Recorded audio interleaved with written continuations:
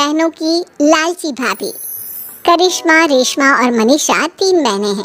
उनका एक भाई भी है, मयंक। मयंक अपनी बहनों को बहुत प्यार करता है, लेकिन मयंक की पत्नी सविता इस मामले में मयंक से बिल्कुल ही अलग है। वो अपनी ननदों का जितना बुरा कर सकती है उतना बुरा करती ही रहती है और अपनी ननदों पर हुक्म भी चलाती है। करिश्मा, करिश्मा, तुमने अभी तक नाश्ता नहीं बनाया? तुम्हारे भैया को ऑफिस जाने में देर हो रही है। हाँ भाभी, बस अभी बनाती हूँ। करिश्मा, तुम ये ढीलापन छोड़ दो। कल को पराये घर जाना है। वहाँ अगर तुम इस तरह से काम करोगी तो लोग क्या कहेंगे कि माँ ने और भाभी ने कुछ सिखाया नहीं। और तुम्हारी दोनों बहनें कहाँ हैं? रेशमा मार्केट गई है और मनीषा सो रही है। क्या? सुबह के 8 बज रहे हैं और ये महारानी अभी भी सो रही है? ये कहते हुए सविता अपनी सास दुर्गा देवी के पास जाती है। माँ जी, देख रही हो अपनी बेटियों के तौर तरीके? क्या हुआ बहू, सुबह सुबह क्या कर दिया मेरी बेटियों ने? अरे एक तो अभी अभी उठकर किचन में गई है, दूसरी सुबह सुबह बाहर चली गई और तीसरी अभी तक सो रही है। क्या करूं मैं इन तीनों का, मैं तो परेशान हो गई हूँ। जा जाकर उठा उसे और रेशमा से मैं बात करती हूँ। सविता सीधा मनीषा के कमरे में जाती है और उससे कहती है, महारानी जल्दी उठो, सूरज सर पर आ गया है। भाभी थोड़ी देर और सोने दो ना, मैं रात को लेट सोई थी। वो क्या है ना, यूनिट टेस्ट चल रहे हैं। शराफत से उठती है या नहीं, या फिर पानी की भरी बाल्टी डालूं तेरे ऊपर? नहीं भाभी, मुझे बिस्तर में नहीं लाना, उठती हूँ मैं। मनीषा जल्दी से उठकर बाथरूम में चली जाती है। सभी आराम से बैठकर नाश्ता कर रहे होते कि तभी रेशमा बाजार से हाथ में सामान लिए आ जाती है। रेशमा को देखते ही सविता उस पर बरस पड़ती है। लो, आ गई महारानी। ऐसा भी क्या सामान लाना था जो सुबह आंख मलते ही बाजार की तरफ रवाना हो गई? भाभी, कल आप ही तो चीख रही थी कि घर का सारा सामान मुझे ही लाना पड़ता है, घर में किसी को भी किसी काम से कोई लेना देना नहीं है। अब मैं बाजार जाकर सामान ले आई तो आपको इस बात से भी तकलीफ हो रही है? देख रही हो माँ जी, अपनी बेटी की जुबान कैंची से भी तेज चलती है।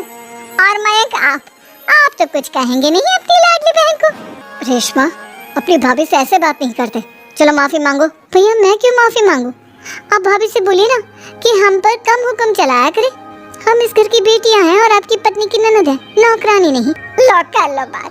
इनकी भलाई के लिए कुछ भी बोलो तो इन्हें बुरा लग जाता है। इस घर में यही इज्जत है मेरी। देख लो माँ जी, आपकी बेटी किस लहजे में मुझसे बात कर रही है। सविता वहाँ से चली जाती है। मयंक को बहुत गुस्सा आता है, वो भी वहाँ से चला जाता है। फिर करिश्मा रेशमा को समझाती है, रेशमा, तुम्हें भाभी से माफी मांग लेनी चाहिए थी ना। लेकिन दीदी, मैंने कुछ किया ही नहीं, तो मैं माफी क्यों मांगू? हाँ करिश्मा दीदी, रेशमा दीदी जैसे ही घर में आई भाभी ही उन पर चिल्ला रही थी। हाँ, मैं मानती हूँ कि गलती भाभी की थी। मैं तो इसलिए बोल रही हूँ कि भाभी ने माँ को तो पूरी तरह अपने वश में कर लिया है। वो हमारी बात सुनती ही नहीं। मयंक भैया हमारे लिए हमेशा खड़े रहते हैं, इसलिए उनकी बात का मान तो तुम्हें रखना चाहिए था ना। कोई फायदा नहीं दीदी, कुछ दिनों की बात और है, भाभी उन्हें भी हमारे खिलाफ भड़का देंगी।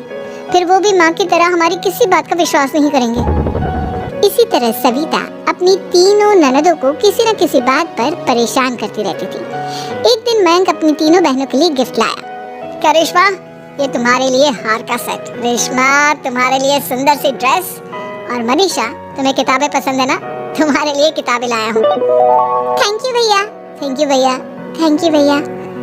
करिश्मा, तुम्हारा नेकलेस कितना सुंदर है, ये भैया कहाँ से ले आए होंगे? मैंने भैया को 3 दिन पहले फोन पर ये डिजाइन दिखाया था और आज भैया ये ले आए। सविता तो अपनी ननदों के गिफ्ट्स देखकर जल गई और करिश्मा का नेकलेस तो उसे भी बहुत पसंद आया था। अपनी बहनों के लिए कितना अच्छा नेकलेस लेकर आए हैं, मुझे कभी कोई गिफ्ट नहीं दिया।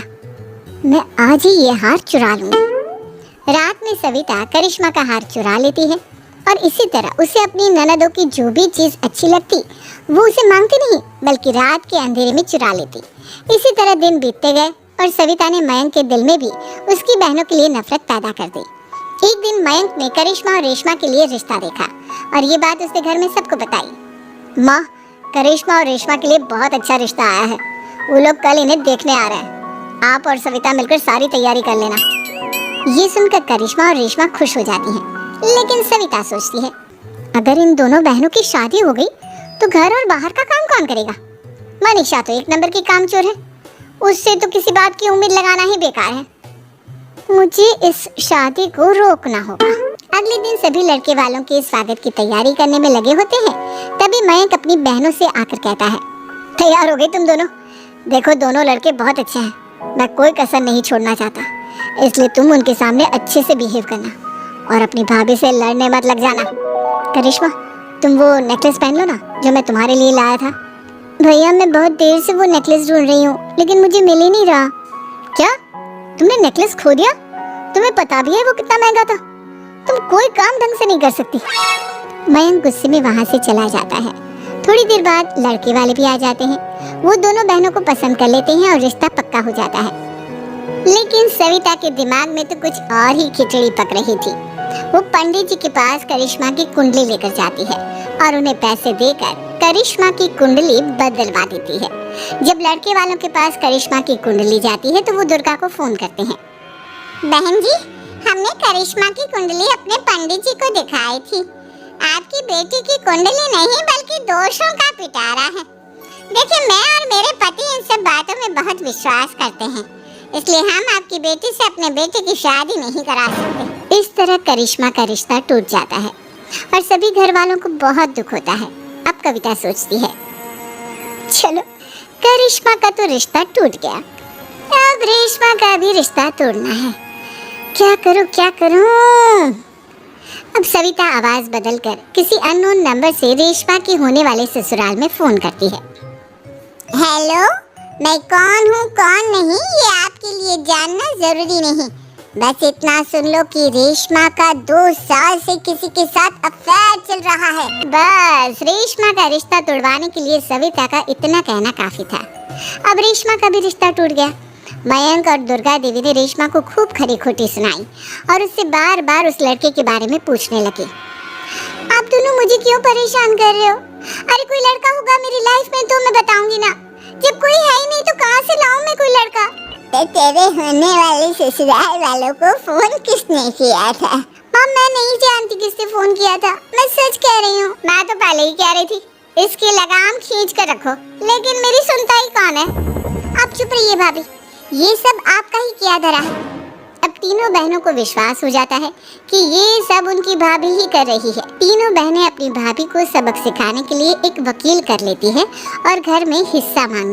देखो भैया, माँ बाप की जायदाद में जितना बेटों का हक होता है उतना ही बेटियों का, इसलिए इस घर के 4 हिस्से होंगे और हमें अपना हिस्सा चाहिए। मैंने तुम्हारे लिए क्या क्या नहीं किया और तुम इस घर में हिस्सा मांग रही हो?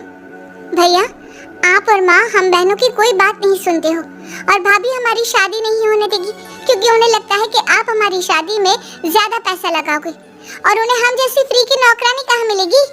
तो हम भाभी के साथ तो रह नहीं सकते, हम बहनों को अपना हिस्सा चाहिए। अरे तुम्हें शर्म आनी चाहिए अपनी भाभी पर ऐसा इल्जाम लगाते हुए। वो तुम्हारे बारे में कितना सोचती है। हाँ माँ, भाभी हमारे बारे में बहुत सोचती है, दिन रात बस यही सोचती रहती है कि किस तरह से अपनी तीनों ननदों को परेशान करूं और कभी मुझे पढ़ने भी नहीं देती। दोनों बहनों का रिश्ता भी तो इन्होंने ही तोड़वाया है और रात में हमारे कमरे में आकर हमारी चीजें भी चुराती हैं। इसी तरह सविता की तीनों ननदें अपनी बात पर अड़ी रही।